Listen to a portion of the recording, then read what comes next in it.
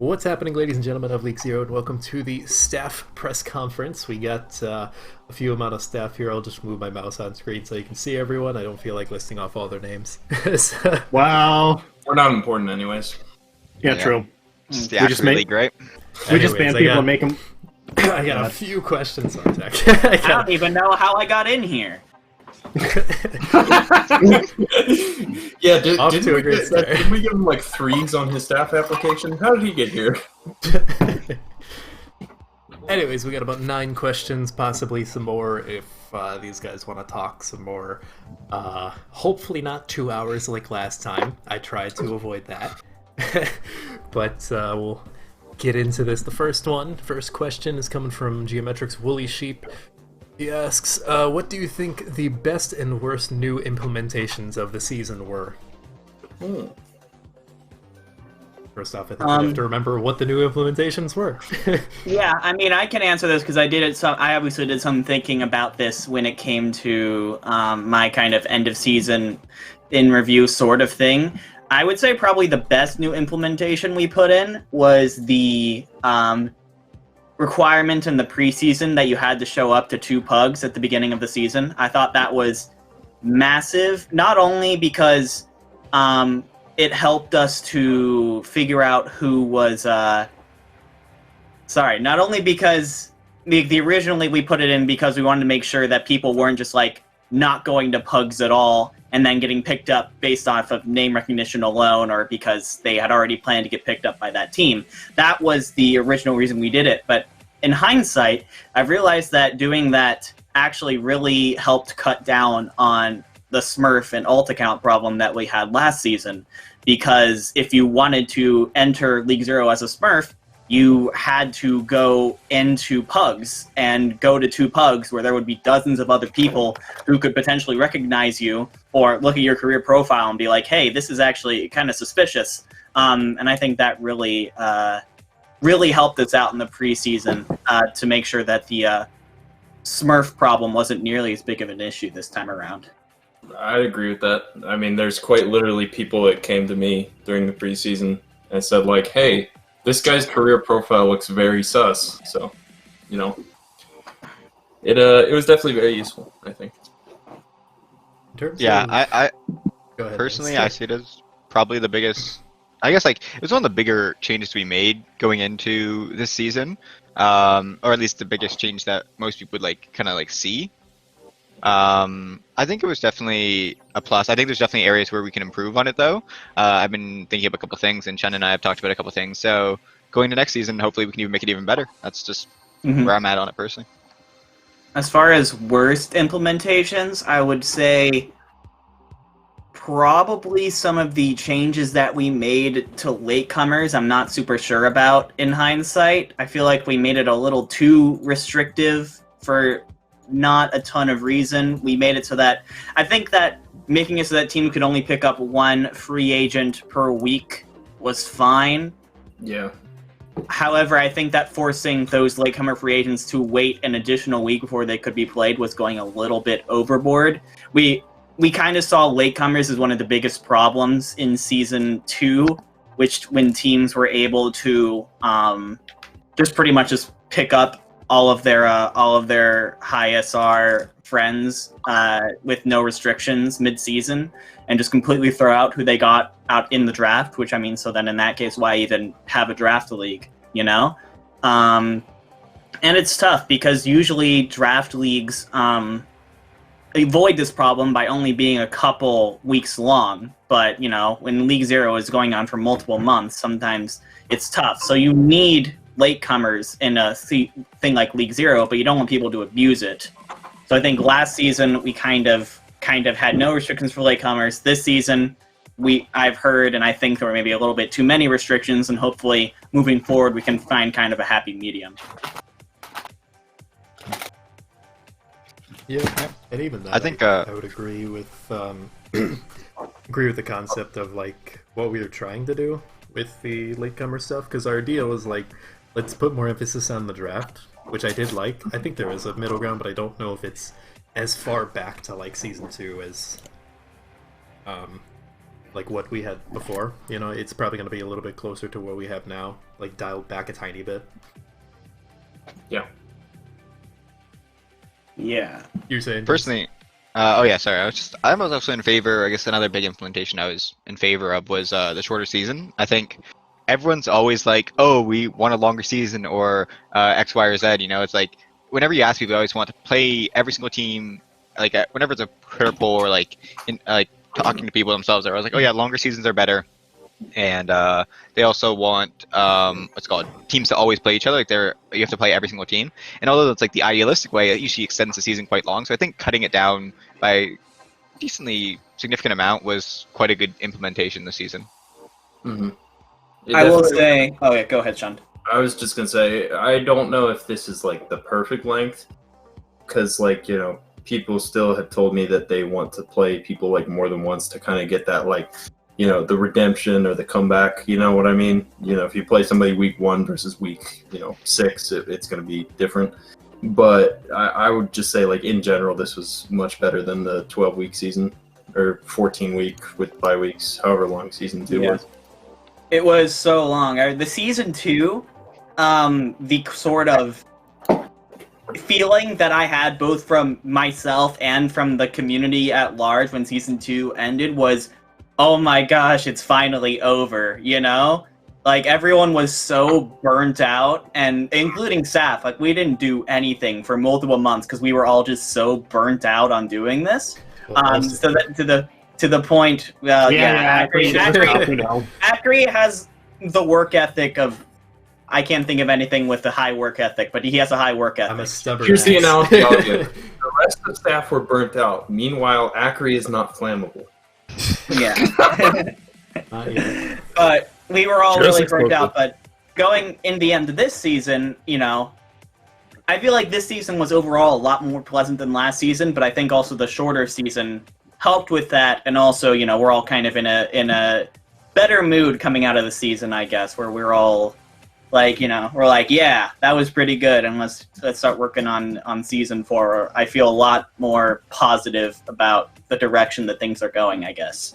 Yeah. Mhm. I mean, I don't feel that we really had the ability to get ourselves together in order to make a longer season possible at this point in time without getting into, well, this time of year where everybody is everywhere and things are hard and people need time to set up and be at other places and all of the things that come with the holidays. So, Yeah. depending on when season 4 is, we might be able to help avoid a lot more of those holidays, and therefore, I'll say I will definitely be pushing for not you will rematch everybody, but I could definitely see like, a subdivision or sub-conference where you play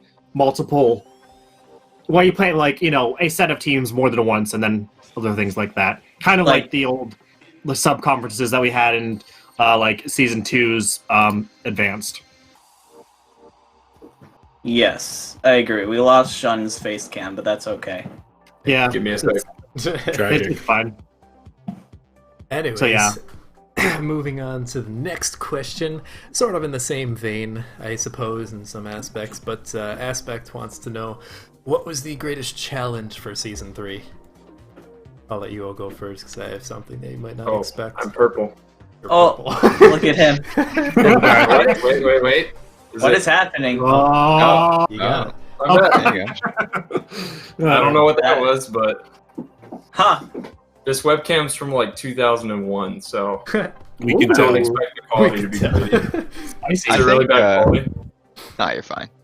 Okay. I think, at least personally, getting us back on track a little bit. I guess like getting hosts and stuff like that was kind of a struggle, at least near the end of the season. Oh, like at the beginning of the boy. season, we had definitely like it was much easier like because if people are getting energized, but then, like especially around this time of year, like, and I know this was like a bit of a contentious issue for like the 2 games we missed or whatever, but like I think on overall we did pretty well, but definitely I think especially when you start overlapping with like Christmas and exam season and all this stuff, and when people's lives catch up to them, and unfortunately that is like one of the issues we have with like being a volunteer league. Like you like I think we've done pretty well, all things considered, being volunteer, not paid. Like it's just one of those things, unfortunately. But Yeah, let Acri go on a 2-minute rant here about people signing up, casters, streamers. So Just like Acri, what was the problem here? I didn't mind streamers and casters so much. It was more so just like getting hosts. Essentially, we would have like people drop out. That's the part that really annoys me, because like a lot of people see like, oh, I do a lot of editing and stuff. The major thing I do for this community that like is why I go slightly insane is that I do most of the match organization. So when people drop out, like, you know, oh, 2 hours before, oh, sorry, I'm going out to dinner with my family. Well, why the fuck couldn't you tell me that like 10 hours ago when I could have done something about it? So then generally I'd just fill in to be like, okay, screw it, I can do whatever. And that would lead to me like sometimes doing double duty where I'd like stream or host and cast, or cast and stream or whatever. And then like I think 3 times I had to do triple duty, and I just like you probably have heard rumors if you talk with staff outside of the league where like I just went on a giant fucking rant of like, Oh, I this thought you were needs going to to talk about stop. triple hosting. The what? I thought you were going to talk about triple hosting. No. Well, I kind of mentioned it. I did that like Yeah. 3 times where I was streaming and hosting and casting. I was like, I'm not doing this anymore. So after that, I basically started saying more to this game is just getting recorded. Yeah. And that, For me personally, I hate that I wasn't available more. It's like I had a bunch of time preseason and immediate preseason to grind that, and immediately after to catch some Smurfs. We won't go into that right now. And then like immediately after that, my IRL just went like shot up in terms of time commitment. And so I don't know. I think we definitely need to stress getting more like community members to be authorized hosts. But Yeah, I'm. Or have not- teams host their own games. that's if probably it's not what's being going to streamed. happen. Yeah, it's Yeah. another thing like we're kind of looking into with the off season, right? Like, and it's an area where we see like, okay, we clearly need improvement here. We need and recording as well. Like, there's stuff like that, like that we're working through. And there were some like ideas brought forward this season, and like they were okay. And we're gonna probably tweak them a little bit and see like what fits best and what works best over the off season, and probably figure that out. But like, especially when you're like talking about like big, somewhat. It would be probably a pretty big change if we were to bring it in mid-season, having people outside of actual like league official staff host games. I just think it was very hard. It was like not necessarily.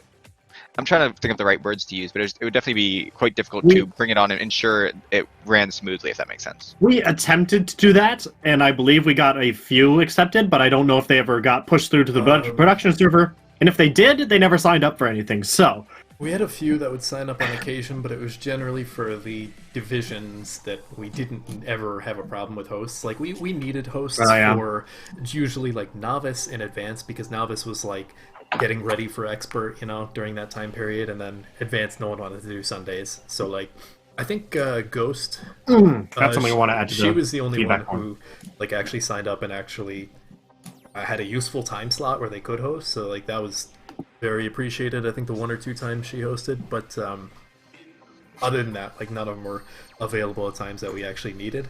Because most of the time, staff we could scrabble together enough staff, especially myself pulling like double duty on most things. Like, I have a giant spreadsheet of like match organization to put this into perspective, and it counted how many things you did, so not just like. We're gonna run the numbers again. Well, you guys can go look because you have the. I'm ready for my like 2. I have a lot. I know that. Shun, Most staff, don't sell yourself short. I just looked. You got 3? 3. You got 3. Yeah, well, Pendy, while you're on there, it's like I think the highest person besides me got like maybe low 30s, high 20s. I had about 63.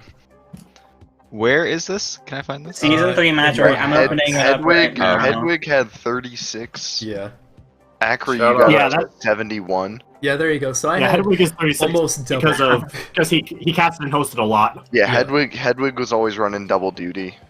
Double duty adds to it. Like, there weren't 71 games. Oh, yeah, that no. Acra could Yeah. have hosted this season. No, He had to have done That's double like duty. if you hosted and casted in a singular game, that counted as 2. So, Yeah. but that's 2 Did, separate. did you times. happen to count when I would host and record or no? Just as a host. I think. I don't know. You're at 32, which I think means Usually- it Yeah. counted. That's about right. I But think yeah. I think that it just counts how many times your name shows up on the sheet. Yeah, So That's yeah, what it is. So yeah. There's not like yeah. a recorder. Oh, it doesn't Uh, doesn't count playoffs, did it? No, it did. It did. It I did. did. Oh, I second. look at the formula. It does. Yeah, like Yeah, it does. yeah, there's I thought I hosted more than that. I guess I didn't. No. yeah. Like- that's why. No. That's why I'm honestly surprised. surprised. I'm gonna have probably the most say in saying, okay, we're gonna let teams host the games that aren't streamed, because I Do you have any? kind of drove Do you have any myself into the stats in ground. there for when people were available and volunteered, but we were already full? No. Because I know that'll That would probably be- put me up to like 6, maybe. Yeah, there were like 1 or 2 times. W. Usually, when you were available, you're like, "Oh my!" That was around the time you were like, "I'm not sure if my computer can run it." So I was like, "Better safe Oh, than sorry, yeah. not to have you." Yeah. I think I took over one of your games. Then Yeah, the you rare did. Didn't you have to occasion uninstall that I and hosted. reinstall? All right, I couldn't yeah. run Overwatch for the I guess- first couple of weeks. So that was another I guess thing. the long And then I story can't short do here Sundays is 'cause school. we probably said this last season, but once again, this is probably going to be the last season where we have literally this time all but 2 games managed to get recorded and up to the channel, and may or may not happen next season depending on how we're able to take team hosted games and how efficiently we're able to turn those into VODs. Yeah. I'll probably be looking into ways to get like possibly a really rudimentary recording kit and just be like, here, if you want to record it, quote, officially, then Should we I put can up give you the a tools. Twitter poll right now, or can we do a I'm poll on probably the gonna YouTube put that channel? in the post-season feedback Okay. form thing. Be like, hey, Yeah. what are your thoughts? Because I do like to have every single VOD, but it's becoming less and less viable every single season. The only issue with that is like it might give an unfair advantage to some teams if they just happen to be the one whose VODs always end up on YouTube. You know. Yeah, Yeah, I don't know. but It's something to VODs think are a about. lot of work. Even if they were just streamed, that's Yeah. something I do. Yeah, Right, at Pendy, least I did Pendy did every a lot night. of uploads. After the game, I download and upload these things so they could be up within an hour. But it is something that needs to get done, and someone needs to do it.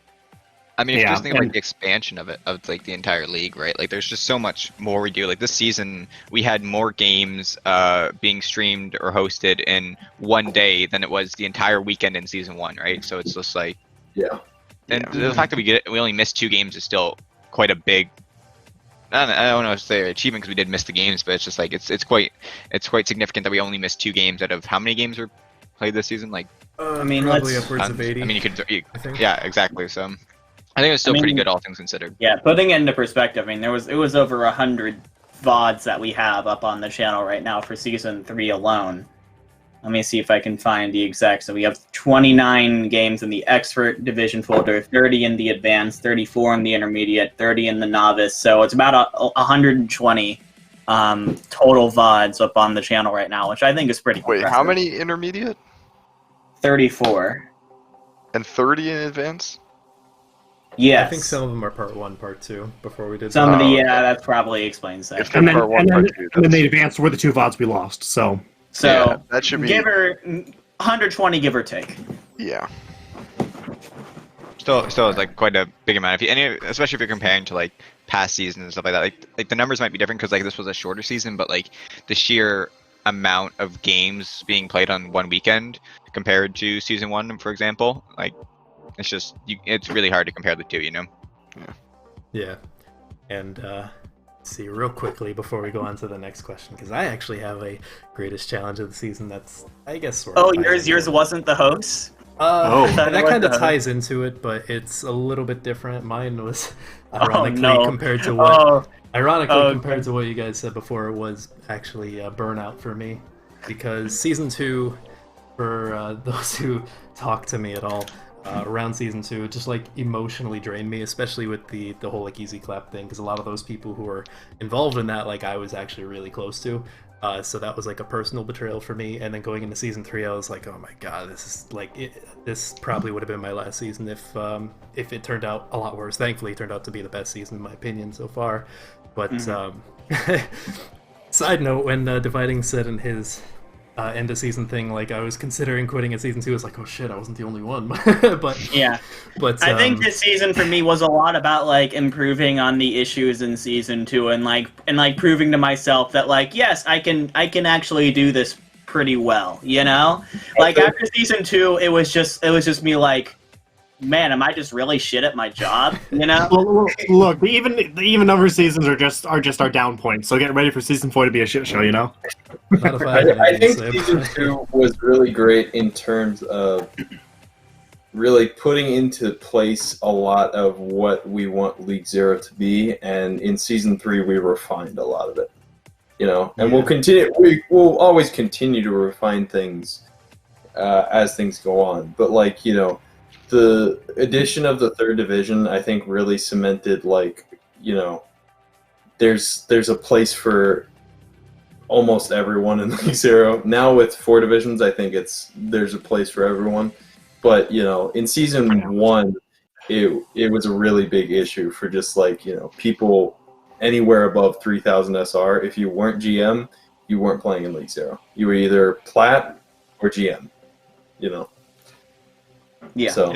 Yeah. I guess that's another big thing that we implemented this season was actually 4 divisions. It just feels like we've had it for so long. Yeah, At least I in don't my know. opinion. I don't know how many more teams we can really add. No, I mean, I'm actually, I mean, as far Yeah. as I think division Inter-Advanced goes, will need Sorry. to expand. Personally, like as far as divisions go and like the actual SR boundaries, I'm actually pretty happy with where they are right now. I like where they are. Maybe Maybe a little shifting, but we'll see. maybe move novice up a little bit. Maybe move advanced up a little bit. We'll see. It'll also depend a lot on signups for season 4. I think that's what a lot of people don't kind of realize. Like we're having like going into the season, like we had like 3 or 4 different options on like where the division lines were going to be, and then we're just like working out the numbers, and like especially when we actually had like seen the signups come in and stuff like that, and like seeing like, okay, this is roughly where the numbers are going to be. This is kind of how we ended on this like certain lines, and like because I think the biggest complaint with Advanced, at least that we heard when we were going into 4 season, was like they didn't want to be playing with people who were like 3,500. Like they didn't want to be playing with people like that. Like, it was too low of a range. So then we have to bump it up, and then like, okay, how low can we go without like completely draining expert, but actually also still having it competitive, whereas there's some people just getting absolutely stomped night in and night out in comparison. So it's like it's a fine line you have to draw, and that line tends to shift every season roughly. Like it might not move, might move a little, might move a lot. Like we'll have to really depends, right? So Anyways, getting into the 3rd question, believe it or not. I know Des and I are going to have the same answer for one of these.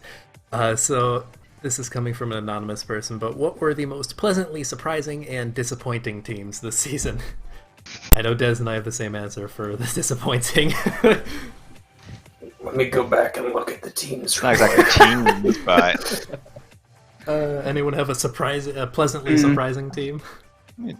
I'll go with pleasantly surprising. I have raved about the bench a bit already in my group in my season in review document, but I do want to give them a shout out again, because I think one of the hardest positions to be in League Zero is to be the manager of a team that is struggling.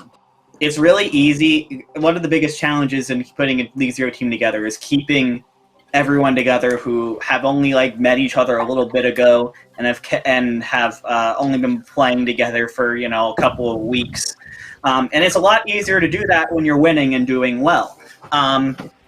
However, and I will say, no offense to a table who manages that team.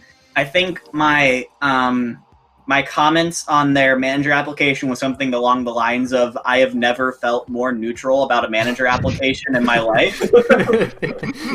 I think it went somewhere around those lines.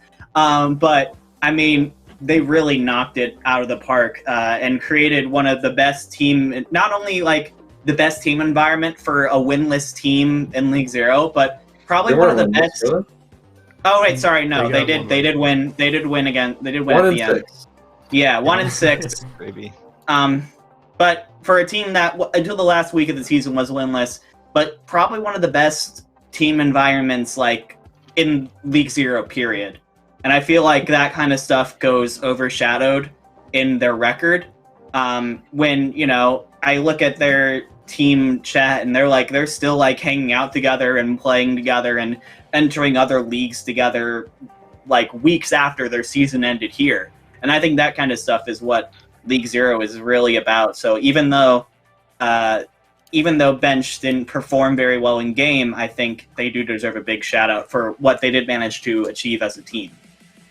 Yeah, I think that's probably the most important thing that a manager can bring. It's something that I try to consider in all the manager apps is like, you know, this person could be, you know, I'm not trying to say this about any managers in particular. I'm just saying this in general. Like, you know, this person, I could go into it knowing like they probably won't be that great a manager, but like I think they'll create a really good environment. They'll let people have a good time, and you know, at the end of the day, that's all that matters. That's why we're all here.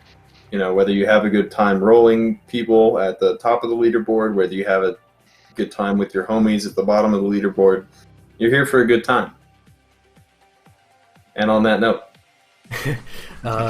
so disappointing teams. Before Des goes off on a rant, because I know where he's going to go with this, because I was actually going to say one thing on pleasantly not disappointing, pleasantly Okay. surprising. Yeah. I think pleasantly surprising, like not necessarily like any particular team in general, but anyone who had to step up and take a managerial role, especially if they weren't expecting it. Like I know, especially in what was it Novice, where 5 out of 6 managers ended up like switching out or something like that, if I'm not mistaken. I think like anyone in that position gets so much respect from me. Like sure we have like backups ready and like stuff like that, but once teams are formed, OTW, yeah. like yeah, I think OTW is OTW was the only one that survived, right? If I'm not mistaken. Yeah. I wasn't sure if it was OTW Yeah. or Geo or one of the two. Just But make- basically, I mean, just any, Wisdom was I mean, That's Navino true. left. yeah, okay, but like, Quote, unquote. but like for the point where it's like where like if a team manager like actually leaves and then someone has to come in and replace and the team, even if they don't like completely like fall apart, even if they do crap like that, as long as they like they don't team doesn't completely implode, I give you so much props for doing that. Like I didn't have to do that to the exact same extent, but I know it's like managing a team and going through all stuff like that, so I know how fucking hard it can be. So yeah, you got a ton of props from me if you had to go through it this season, even though I'm not like naming you by name, but I know like there were a bunch of teams that were like that. But yeah, huge props for that. Anyone else that my most pleasantly surprising teams, I'm gonna cheat a little bit. It wasn't really one team in particular, but I really loved watching what I could watch of Advance this season because I felt like it was constantly a battle. It wasn't just, you know, oh, this team's at the top, these two are at the bottom, and, you know, everyone else is just kind of eh. You know, I felt like it was a constant battle between Epizeuxis, Tokyo, and Hangzhou, and that was kind of nice to watch. Even it changed in the season, too. In the beginning, if I remember correctly, everyone was hyping up Kingdom and Powerhouse. And so it was really cool to kind of see it change week to week, and it wasn't the same thing for 8 weeks. It was diverse, unique, dynamic. If I'm not mistaken, I think Advance this year had the most map 5s. I think so, yeah. I wouldn't be shocked. Tell them real quick. I think there was one week where Because there was 3 in the first week. I remember that whenever I was trying to pick No, it was highlights. 3 I in was the like, God second damn it. week. Yeah. There was 3 in the first week.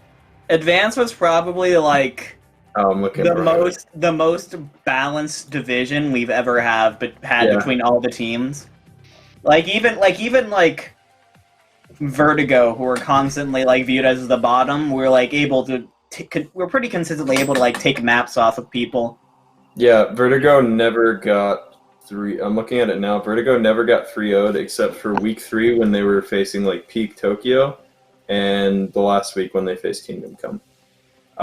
Anybody want to take some guesses right now about how many map 5s there were without looking? Well, I know Tokyo had at least 4. They did. Oh my god. Yeah, let's talk about that for a second. The fact that Tokyo Like, was like our only undefeated team going into the playoffs, but it didn't feel like it because they'd been taken so what I'm close so saying. many It's like, times. it was this epic like battle. You felt like anybody could take the top spot at any moment. You know, that week, unfortunately, that game that we lost in, I think it was week 8 of Tokyo versus Hangzhou, like that was such an incredible match to watch. I think I was hosting that one, or I was doing something for it, maybe just spectating. You were hosting. Okay, thank you. Anyways, I'm gonna go with a solid 11 advanced at 5. All right. Anybody else want to take some guesses? Well, I I've said looked. 12. I've looked and I don't want to, but I'm It just is- gonna it say is 9. anyone who there was 3 in the first week, 3 Map 5s in the first week, and then Yeah. next week. That's what the And- first week contained. And I that's feel the like reason. And that's the reason why Hanjo versus PC was the one that was chosen for the edit for that one. It was always Oh fun yes, to watch Rico's had a Ryan's go, fantastic God damn time it! during finals. Not just grand I finals, officially hate Wisdom Academy and Geometric with a burning passion. Oh, Can I we believe just nuke both of those teams next season, please? Thank you. but- No, I love both those teams. They're so good. They're creating Hey, a I mean, dynasty at back this to point. back, going back, like, I would those like different teams, obviously, but still pretty funny to see the brands go back to back in different Spiritual seasons. successors. Actually, yeah, I That's, really like that's that. the rival match you want to see. It was kind Yeah. of nice to see Wisdom get the upper hand this time around. Personally, like, I was like, oh, that's nice. They're Like, 1 and actually- 1. They gotta break the Yeah, tie. here they come back. Who was it Yeah. that I messaged? Sorry, a little rant for this one. Who was it that message I said, wow, it's kind of funny how they're like cutting highlights for novice is so much easier than cutting highlights for expert. Oh my gosh. I don't remember that message, so. Hedwig's soul left him multiple times while casting expert. Oh yeah. Hedwig's soul leaves him whenever he casts. He'll hit rock bottom at some point in the match. Yeah. Alright. The Nikolai. as the maps increase, the number of times he hits rock bottom is more likely to occur. It's a roller coaster. Anyways, going to the other half of this question, I don't know if anyone has any other besides the one Des and I are thinking of, so I'll give the basic explanation and let Des do his little rant. All right. Personally, for me, the most disappointing team, in a way, would have to be Kingdom Come. Specifically Fortle in this case, because we chose him thinking, oh, he's going to be a great manager, he's going to be active, because he wasn't management for the Flock in Season 2, he was just a player, but he essentially stepped up and became a de facto assistant manager, so we're all pretty hyped up on him. I think he was like the second or third highest rated applicant coming into I will check. season 3. And then once the season actually starts, he picks up Triggered as assistant manager and basically just hands off the team to him, and and that's basically it. And it's like, at the very least, you could be involved with your team. And considering that most of the Kingdom Come players, Twitlongers, didn't even mention Fortle, I think that shows that like he basically handed it off to someone else that we didn't give manager to.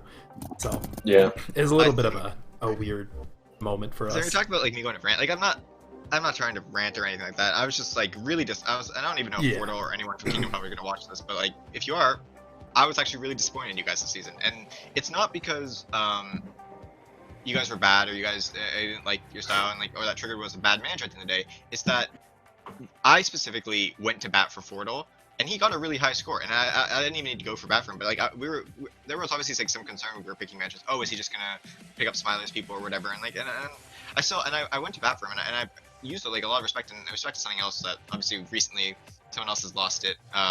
But it was just really not hurt. I guess hurtful. Hurtful's a bad word, but Disappointing. disappointing. Yeah, I guess disappointing is a better word. Disappointing to see someone we pick as manager basically do nothing.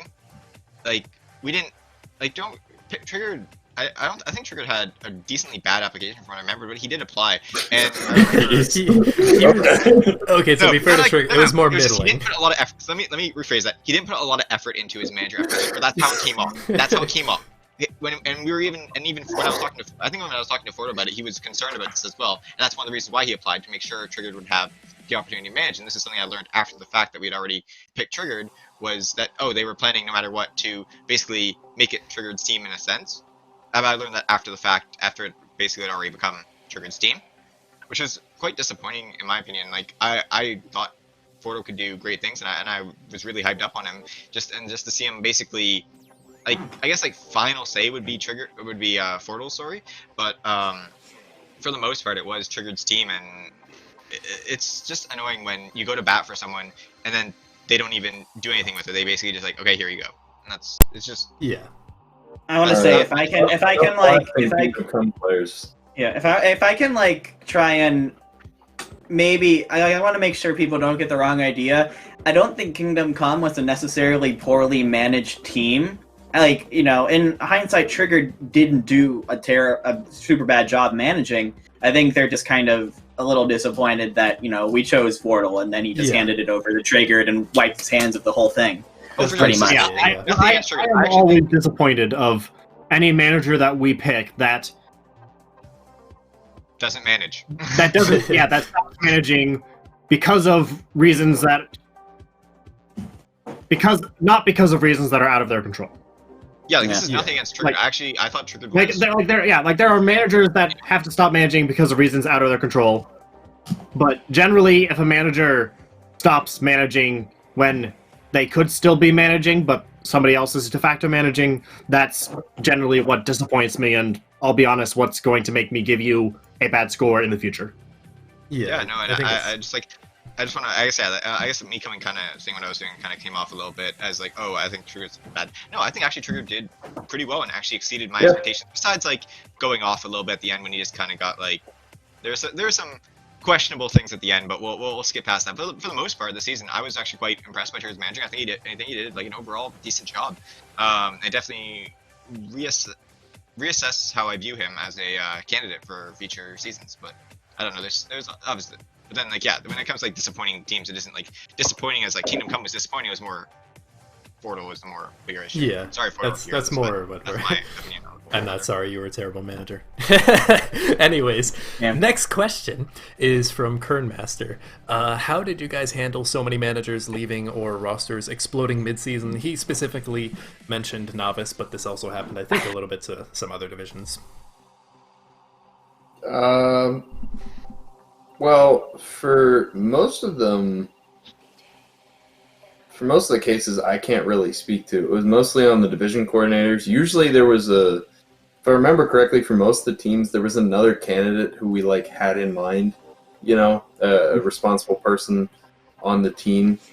The one that I can really only speak to is like Powerhouse, where I just kind of like worked, I don't want to say like one-on-one, but one-on-one with like Maddie and not really King, mostly just Maddie, and worked with like Dad and OPN, the current management of the team, you know.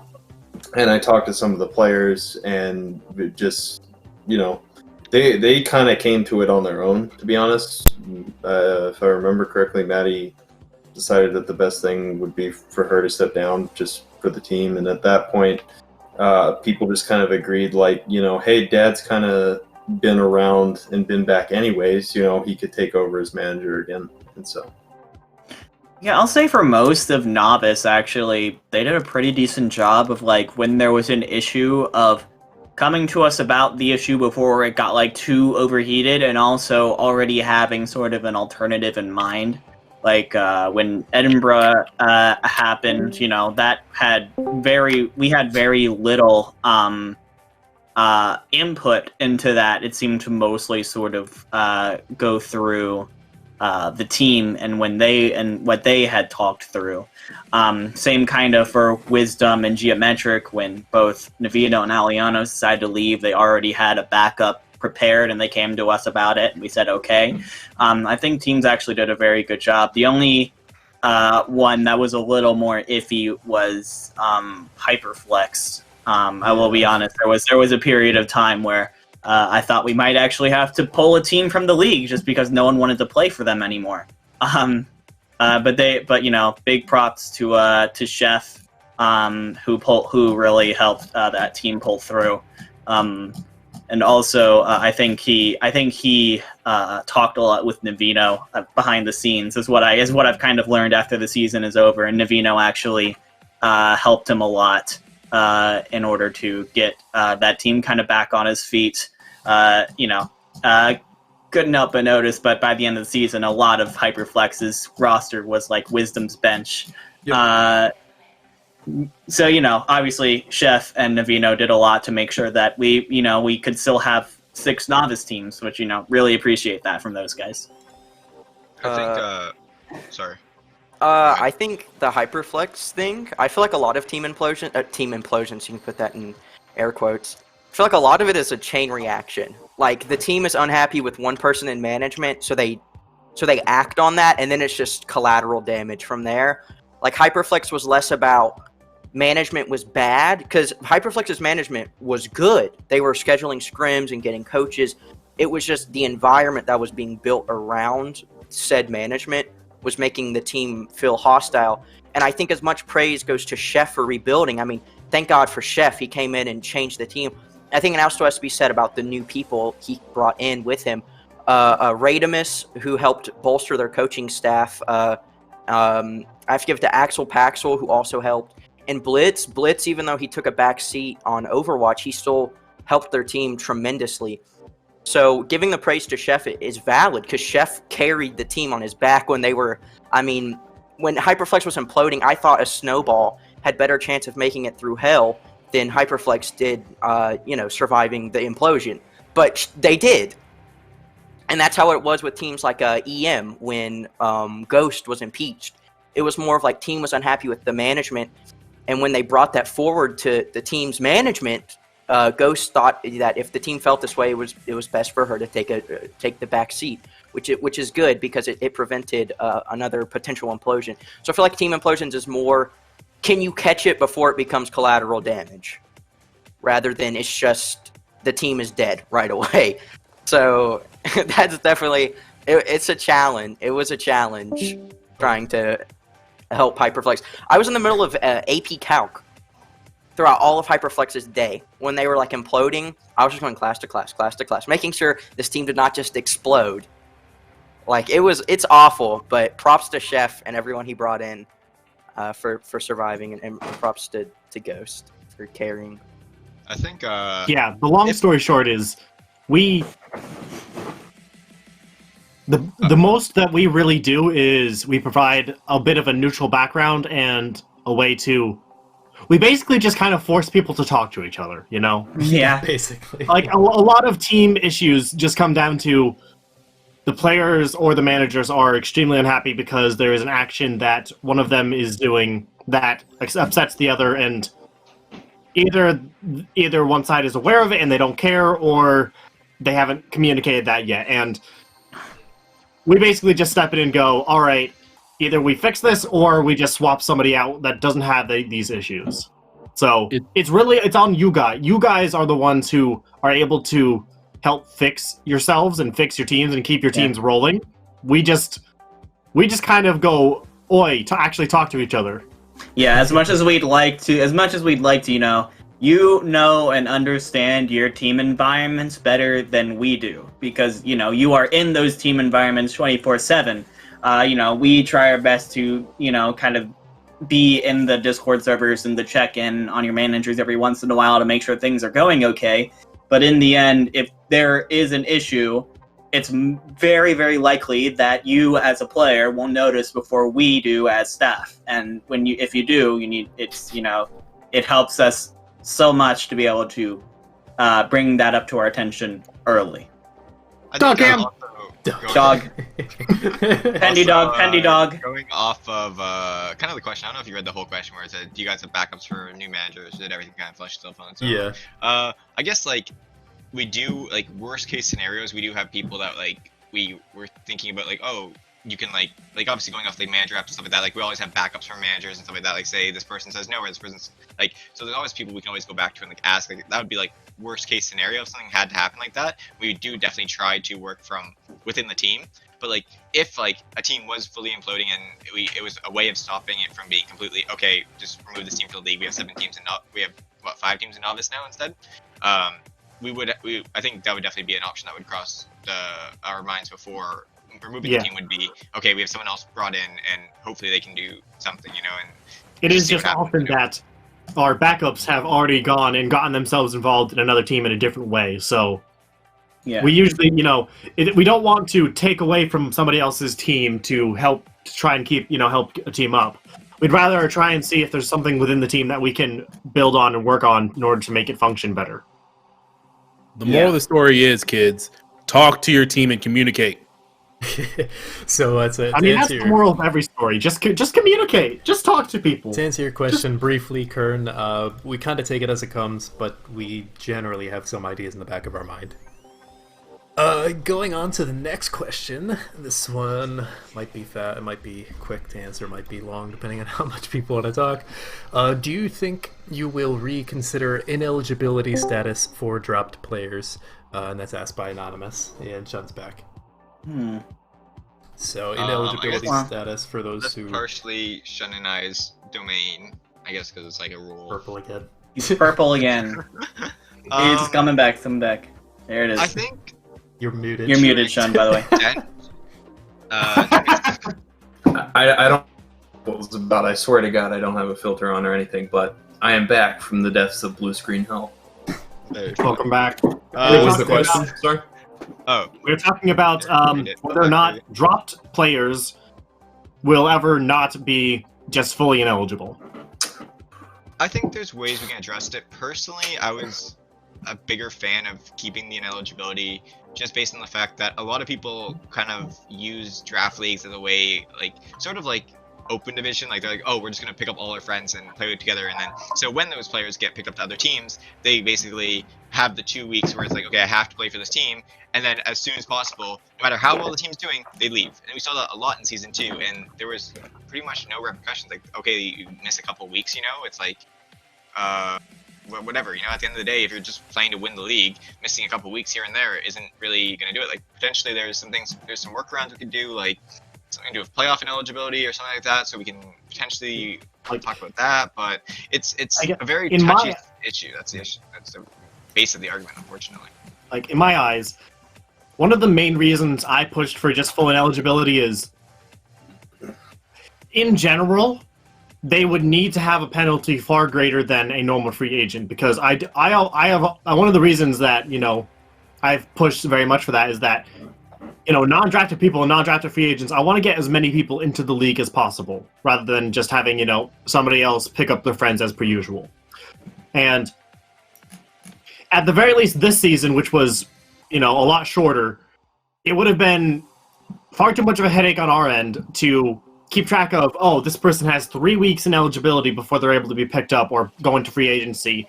That's just, it's a lot of work and a lot of time that we don't need to use when we can just say you're ineligible if you get dropped.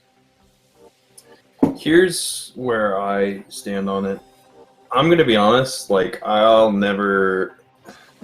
want to say never, but in my current position, I'll never have the perspective of a player or something like that. So please always hit my DMs on Discord if you have suggestions for next season.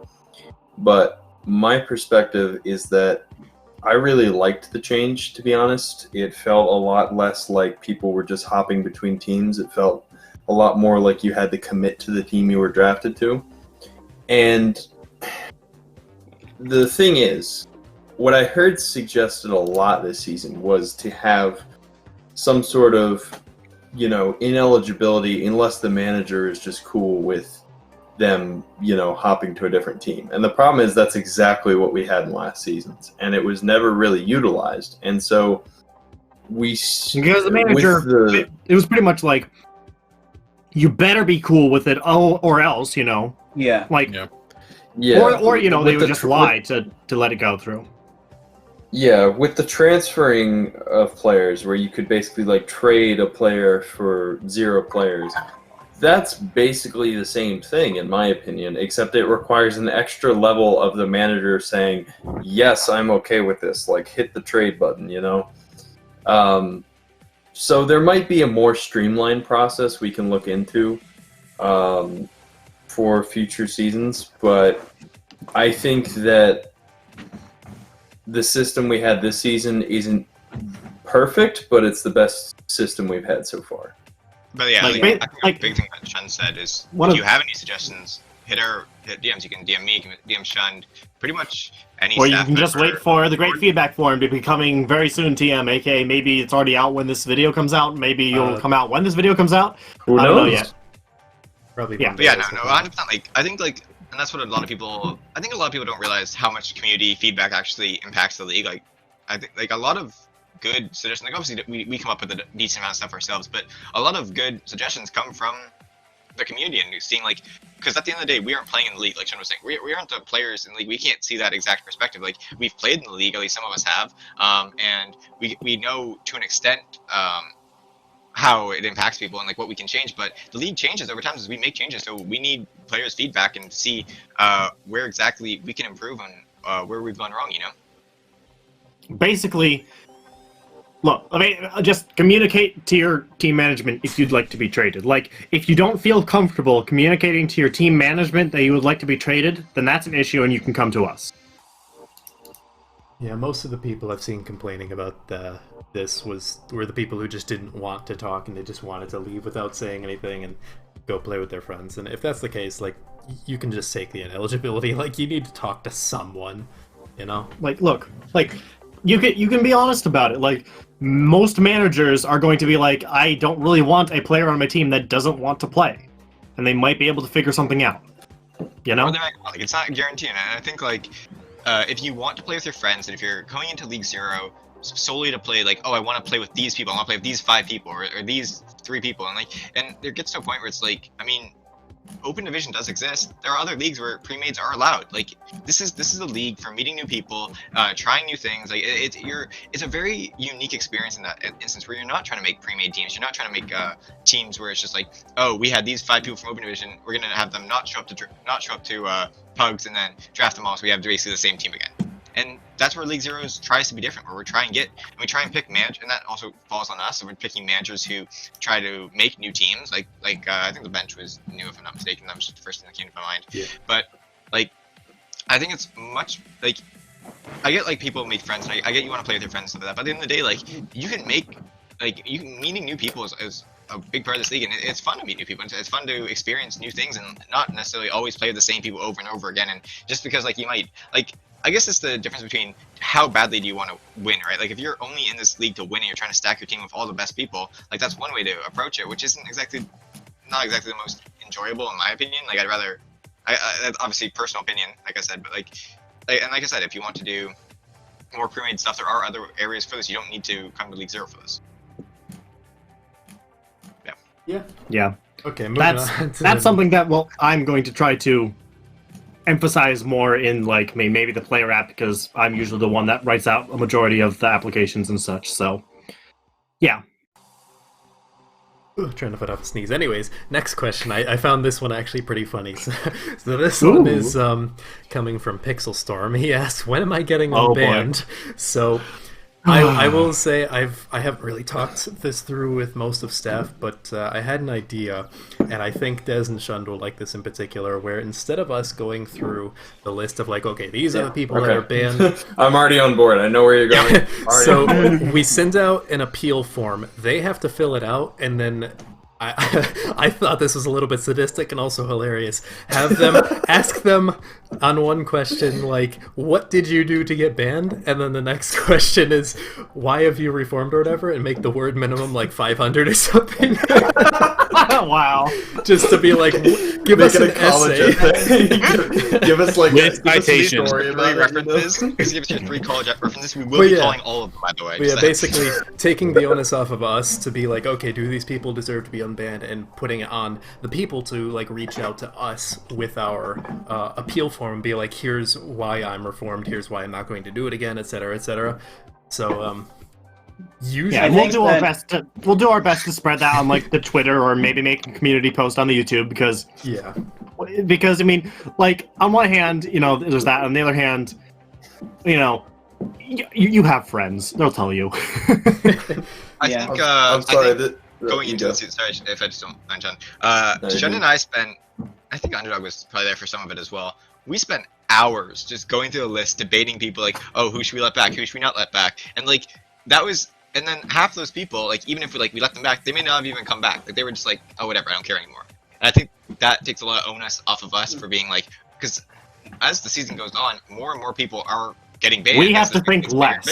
So like, it's good. It's always nice to actually see people take the initiative. Like, so, like, and if you're taking the initiative to get unbanned, that's even like a better, like, not necessarily like, oh, it's like, oh, you're definitely getting unbanned if you take the initiative. No, like, but it's at least a sign in the right direction that, like, okay, maybe this person has somewhat reformed, or at least something along those lines, where it's nice to see the initiation from you guys to actually be like, yeah, I want to be unbanned. This is why I've reformed. Speaking of truly showing you're reformed, this is not to Pixel Storm in general, but this is just to all banned persons from League Zero.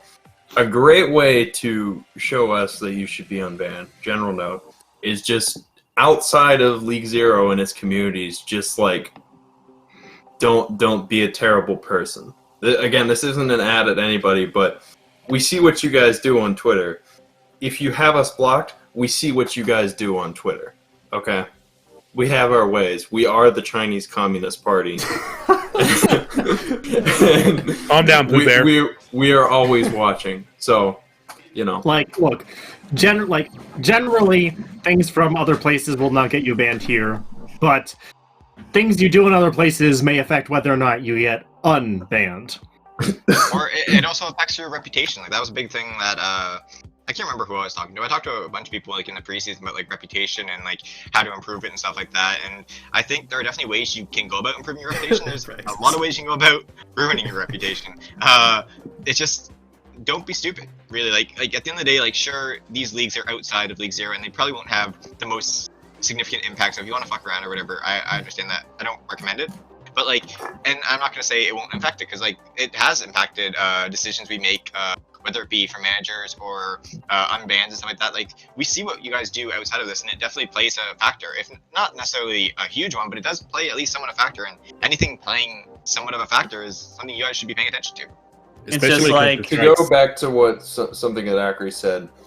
Again, in general, things outside of League Zero may not get you banned here, but if we are asking ourselves, should we let this person back into our community?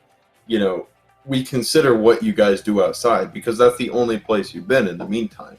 You've been outside the community, so we look at, well, how they behaved outside. You know, How has this It's only banned person? How has this banned person acted in League Zero? Well, they haven't done anything bad. Oh, I funny, don't know. They Zero. haven't sent any messages, so funny little we're side AFK note. anyways. Funny little side note, has nothing to do with, well, it kind of has something to do with, but I happened to join the mock OWL server. I like to join other communities to see like how do they run their production and stuff, and I happened to notice the ban list there, and the most recent 6 are like Stanley, Bun, Client, like Cybersnip call 'em for out. trying to smurf. It was just really funny to me because I was like, really, guys? I'm not How surprised. interesting. I had to chuckle about it. Can I is say this a one thing different about one, this? or is this Altitude Esports, or is this Yeah, something it's else? Altitude Esports, yeah. Okay. You may say something, Abraxas. I would just like to say free Gino. Yeah, I showed your. Thank you, Uh, Abraxas. Hey, yeah, it's gonna come down. Like obviously, like does Gino even want back in? That's the first question, you know. He might. He does. I don't know. He's in flux right now, so. Oh, okay, we'll see. We'll obviously see when his application comes through. We need to check those references, you know, 3 of them. Yeah.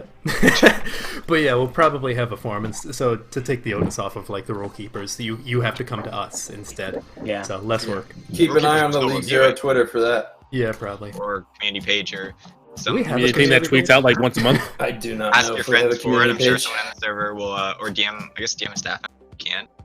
I don't know. If you can DM people if you're not on the same server.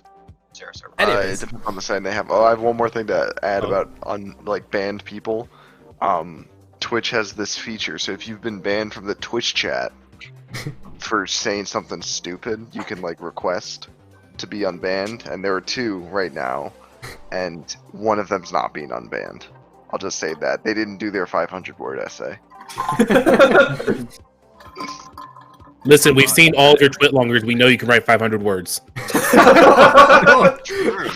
So Those- in the case that Squirrelbed gets banned, we're expecting at least 20 pages. Just so you know. Just so you know. If Squirrelman gets banned, I'm unbanning him on the spot. Fire me if you want. That man checks on my mental health every day. Anyways, next question kind of goes into the whole banning thing, but Anonymous asks, how do you plan on dealing with toxicity moving forward? I think Dividing had a little bit to say about this in his... Yeah. I mean, I think, you know, this was something that I've been thinking about a lot especially when I like took that week break, just like from the Overwatch community in general, near the end of the season. I want to say one of the biggest things is that that we need to talk about as a group and figure out how we're going to adjust is how we handle specific harassment cases. In which I don't think there was much of a precedent for it prior to this season. But I think we've all seen it several times where, I feel like, the general toxicity in the league has gone down a lot. And, thanks to everyone in this call and, of course, everyone in the community for trying to cut down on that. However, I think there has been several instances where one specific person, does or says something that the community deems as moderately cringe, and then they just pile onto that person for weeks on that specific thing.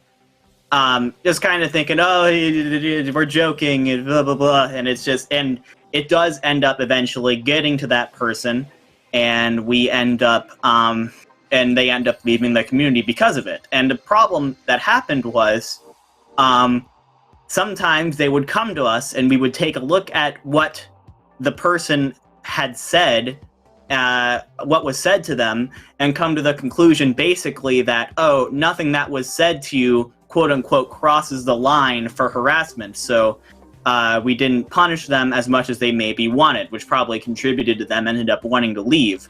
And I feel like that is a huge misstep on our part, because there's no reason that I should be able to decide what counts as harassment to you, right?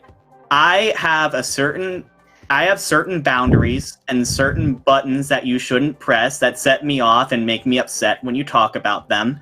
And my buttons and boundaries are completely different from Shun's and Akri's and Pendy's and everyone here.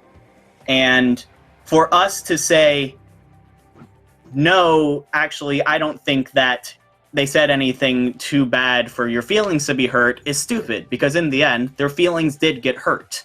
And so I feel like we need to be able to identify when stuff like that has happened and be able to come down on it a lot harder. And I think that I kind of mentioned the way we do that is probably to, if someone says, hey, I don't appreciate that you're talking to me like this or talking to me about this, can you please stop? And then it continues, then, we end up probably taking action about it, regardless of if we personally think that what it was said was bad enough. Because in the end, it doesn't matter if we think it was bad enough, they think it was bad enough, and they were hurt by it. And in the end, I feel like there were too many scenarios where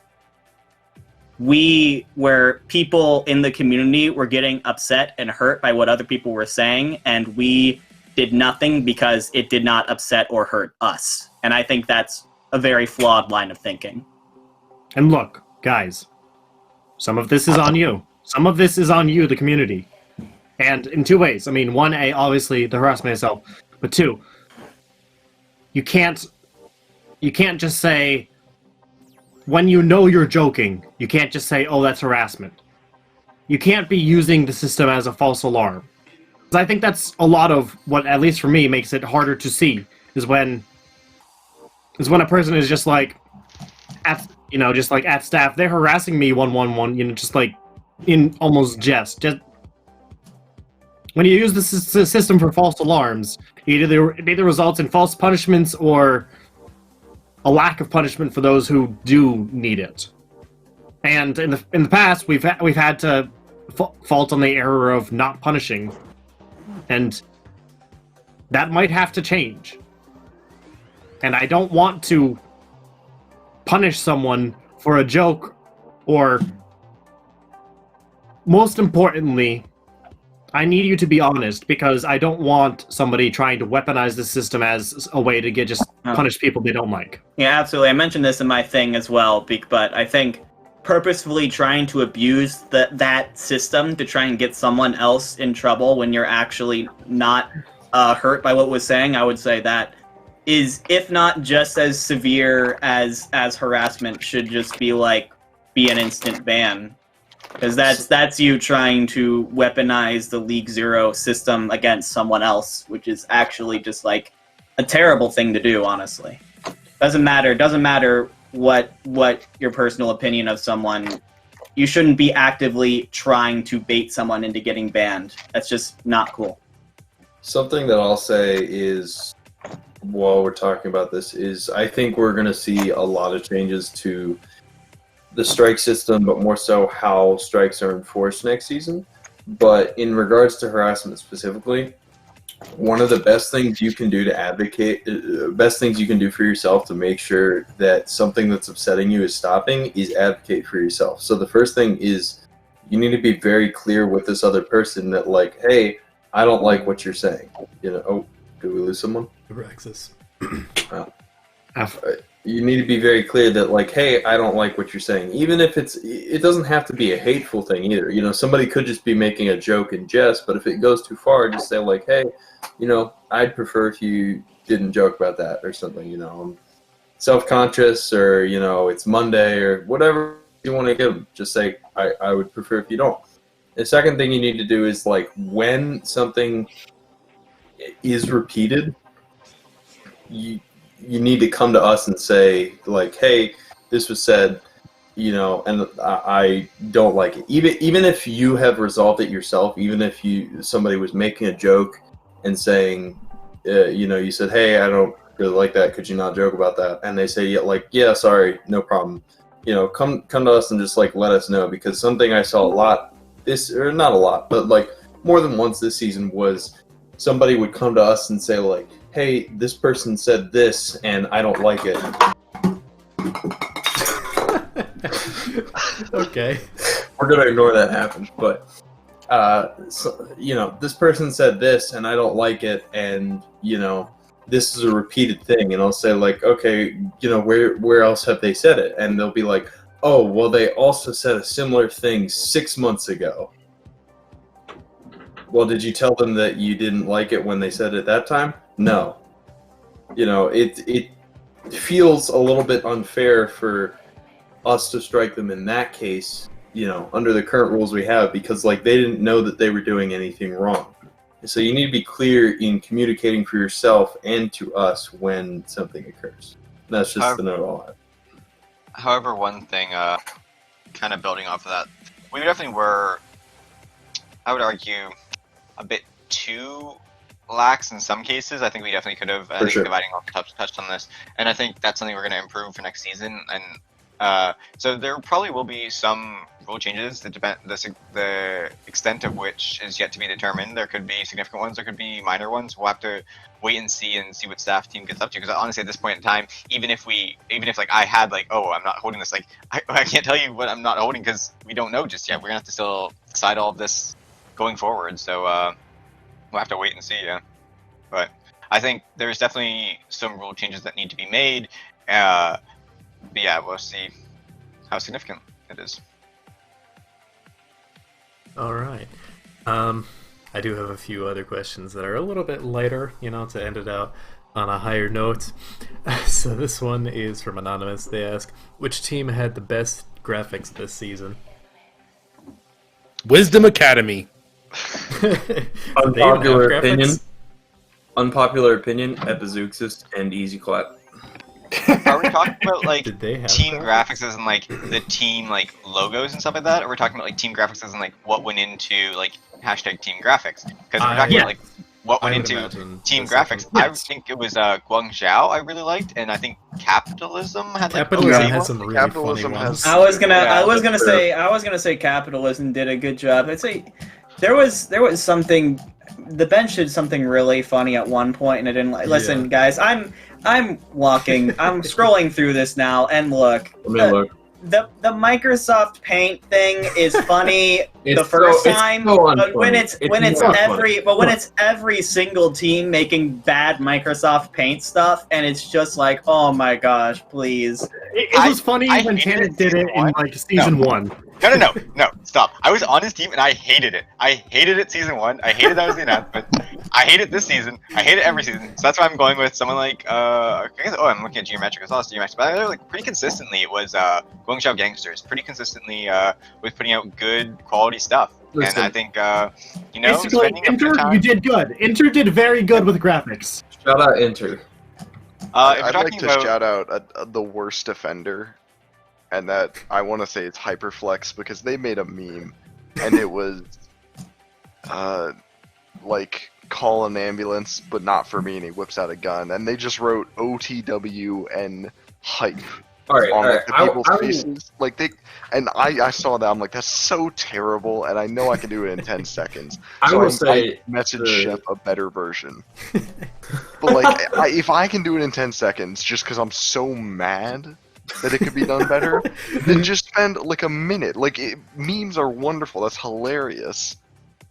But I'd say a healthy amount of meme graphics are okay, but again, like maybe my 22nd birthday is in 5 days. No mean to flex. I'm just saying I'm a boomer in relative terms. In League Hero terms, I'm a boomer. To me, the MS Paint stuff is just so tired. It's so, oh my god. Every time I see it, So season 1. I turn into the Peter Griffin meme on the sidewalk, you know. But I will say I didn't see a whole lot of the actual graphics this season, but Easy Clap's roster lineups were really clean, in my opinion. And Hangzhou Bark did a pretty good job as well. And then I think Epizooks has had a pretty good job in terms of like preseason graphics, if that makes sense. Like I think their logo is really cool.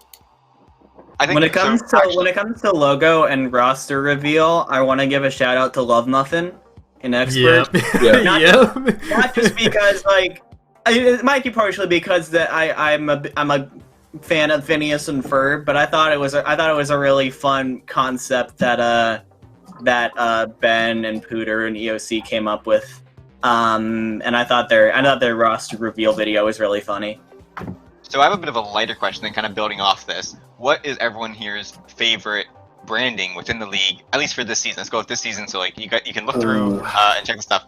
I'll start it off because I was preparing this question. I absolutely love Hangzhou Park. It is. I obviously I really like dogs and wolves and stuff like that, and then the fact that it's like imitating Spark and stuff like that. It's top tier, my favorite by far. Shout out Clovix. You're banned, but shout out to you. Great branding. I'm pretty sure Great he branding. watches these. I think my favorite logo is still Love Muffin. I had to say Overcharge is clean with that black and green. And he's They went through a lot of changes, if I remember correctly. They had like a bunch of different logos until they finally settled on this one, right? Or I don't know. There are so many that are so clean this season. They're all honestly wonderful.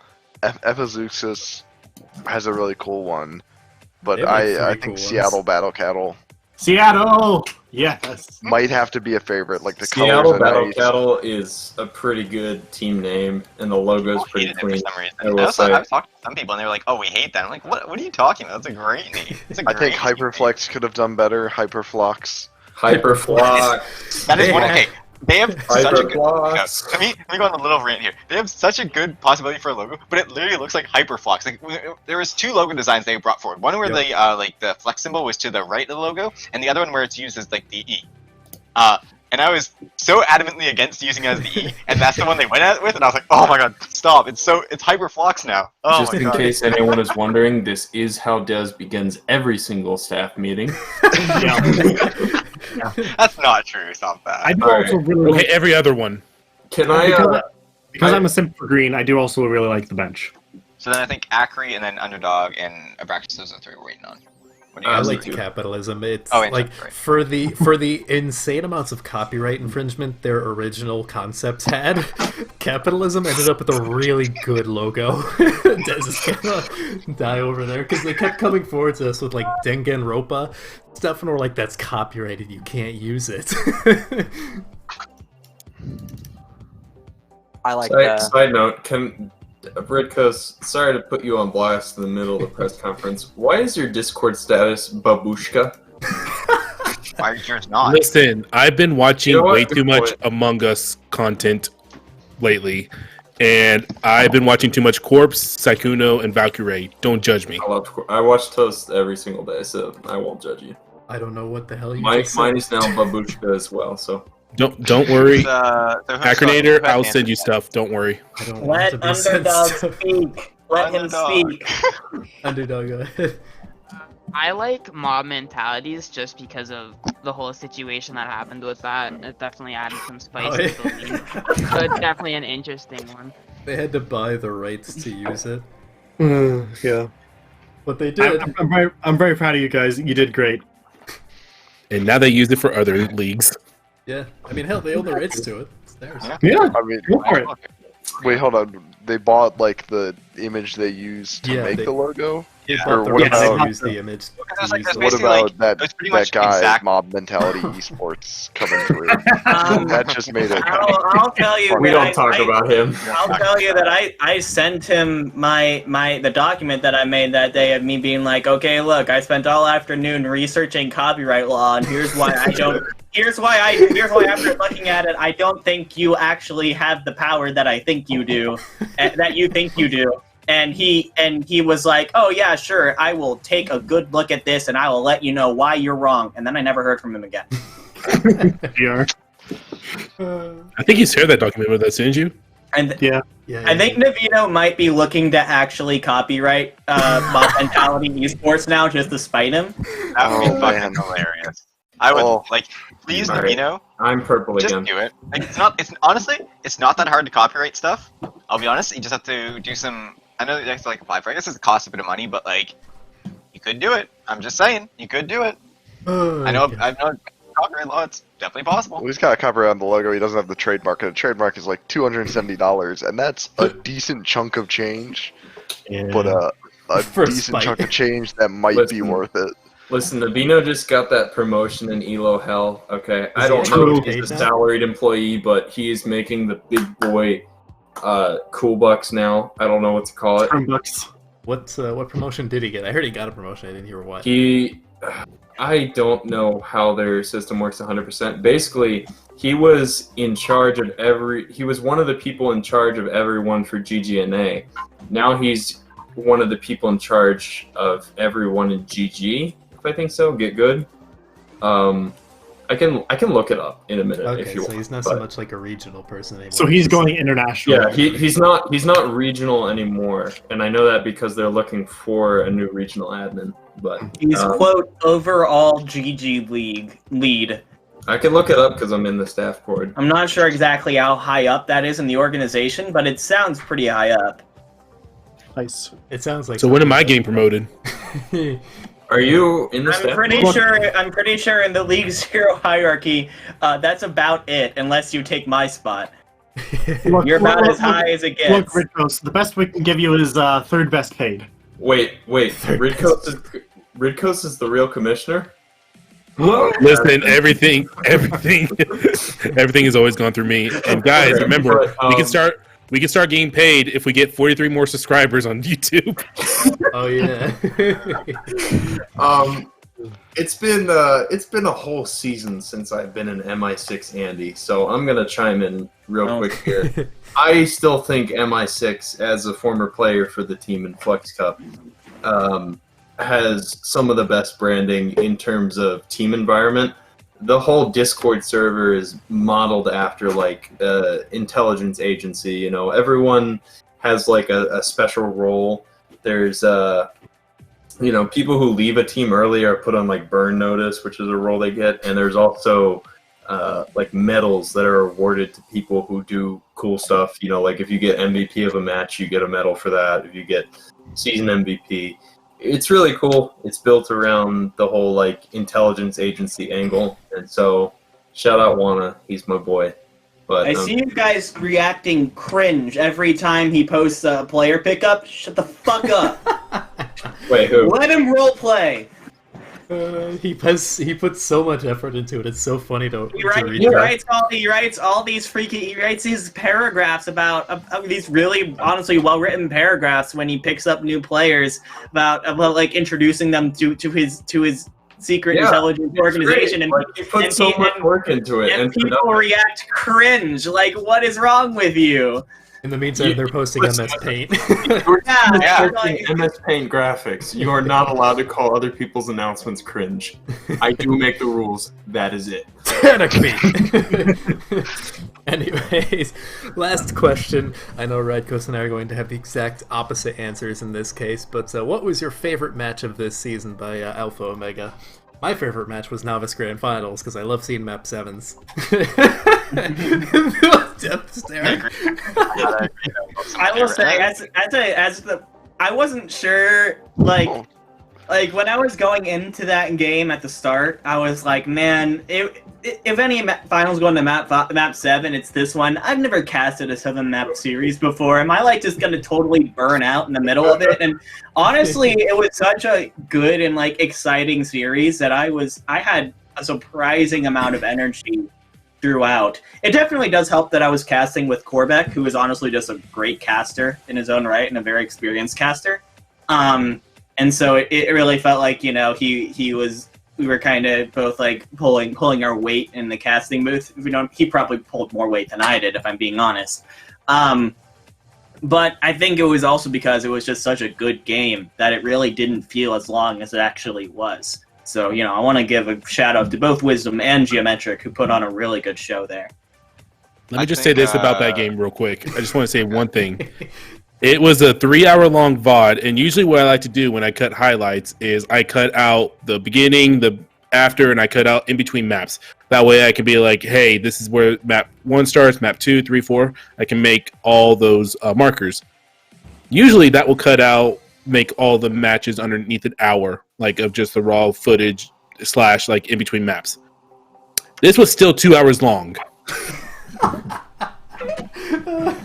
There's a reason why that match is 26 minutes long for the highlights. I gave up. I gave up. It's a good Kind of video. getting us back on track a little bit, though. Yeah, I think like the whole, just everything about the map set, like it's a map 7. It's kind of like redemption from last season, you know. There's such a great storyline. It was a really good game. Like that was one of the only maps I was able to actually like, watch pretty much like the full way through. I think I missed a bit of the end because I was actually hosting the next game, and that's like kind of like I'll give like a runners-up pick right to. Like this season, I wasn't actually able to watch a ton of matches because mostly busy with school, busy with life. You know, like shit happens. Unfortunately, like I was able to host them, so I was able to watch those matches, but I was mostly only able to host Expert because I had to wake up at fucking 3:30 in the mornings every Monday. That was very fun, so I could never host the Sunday or watch a bunch of Advance. So I'm sorry, Advance. Never really got to watch your games. I'm gonna be honest, but I think yeah, just everything about Grand Finals for Novice was amazing. I'll give it Expert because Expert was a really good game as well in the finals, and I personally enjoyed hosting it. Besides like a little bit at the beginning, but besides that, yeah, I really enjoyed hosting that. And even though it was a sweep, it was decently close, I think, for the most part. So I mean, I'm just gonna say the same. I think it was a really great match to watch. There were enough spec slots that I got to watch the end live, which was pretty cool. But I feel like I do need to give a special shout out to that Tokyo Drifters versus Hangzhou Bark game, just because That's my game. Yeah, that's my favorite. One, I want to flex that I saw a game that nobody else saw. But that's your fair. Mine is the Tokyo versus Hangzhou semifinal. Oh no, I was talking about the Week 8 match. It was just a really great match. It was good Overwatch to watch. Everyone was having a good time. Like, you know, there's a reason everyone on Twitter was talking about what a great match it was. You know, people who were there. I mean, because like it was just a good match. I don't know what to say other than that. But yeah, trying to start some shit, huh, Sean?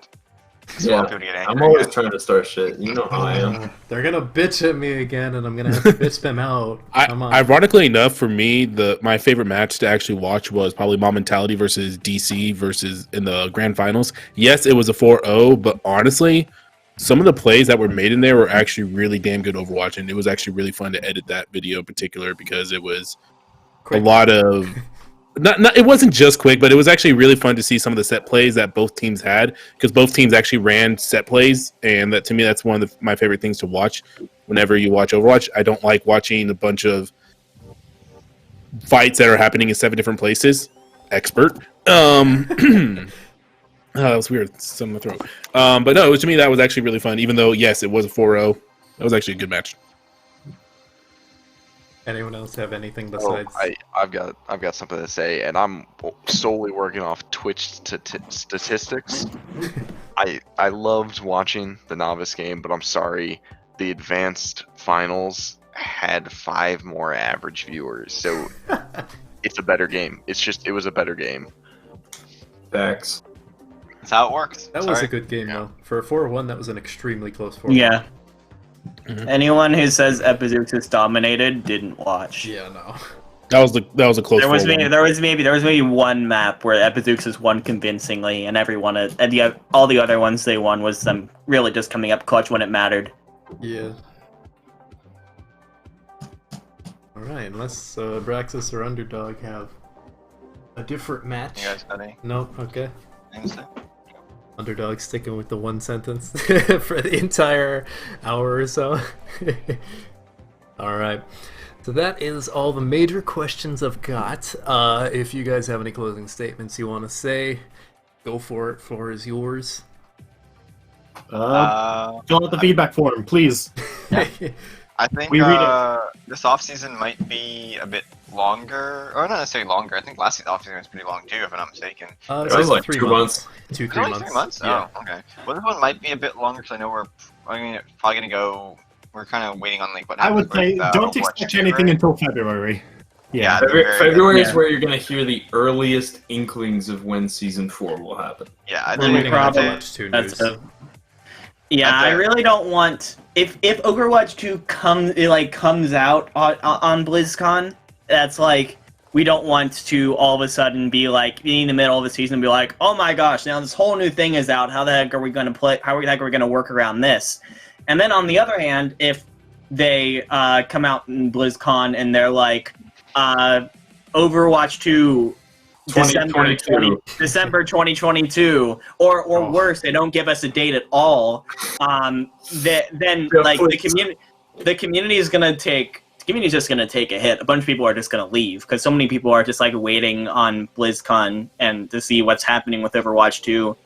And like honestly, if they don't have anything, if they don't have much set, like a bunch of people are just gonna leave entirely. And I'd really rather if the community is gonna take that hit. Would rather it to not happen in the middle of the season. I think also if we're talking like timing wise, I know I've talked to a couple of people outside of League Zero.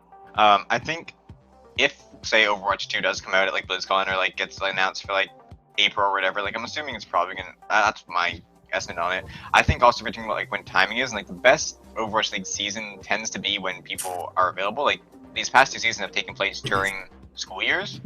So I think necessarily having a season start in April or whatever, like the first season did, like having it over the summer once again, I don't think is necessarily a bad idea. I think that's possibly the best timing, and it's the most amount of people available. Because what else are you doing over summer, besides like working or whatever? But I think that's Taking definitely vacations, Oh yeah, okay. It's But, like I'm saying, working, Well, I mean, What- no, I what's mean, this obviously thing take called vacations having and shit like that, breaks? but I'm saying, like, at least from what I saw, like, from season 1 compared to now, I think that was definitely, timing is a big difference, because people, if they're doing school, they're not going to really want to be playing Overwatch necessarily, committing as much time, so definitely over the summers is an option. Obviously, you have to deal with, like, vacations and working and shit like that, but I think, like, for the most part, that is the best time zone to have a season, in my opinion, anyway.